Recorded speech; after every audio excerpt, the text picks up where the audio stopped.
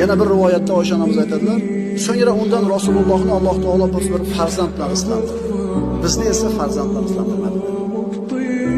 Ammo Moriya onamizni quvonchi, xursandchilik uzoqqa cho'zilmadi.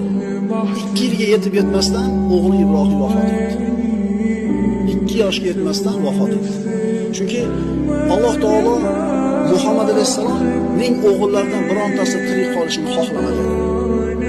Ma kana Muhammadun aba ahadin min rijalikum dedi Alloh. Muhammad alayhisalom oiladagi bironta erkakning otasi emas. Birorta erkakning otasi emas, ya'ni o'g'il farzandlari qolmaydi. Alloh taolo o'zi bilgan hikmat uchun. Agar o'g'il farzand qolganida Muhammad alayhisalomdan bir falastin bu albatta ma'sum bo'lmasdi, begunoh bo'lmasdi.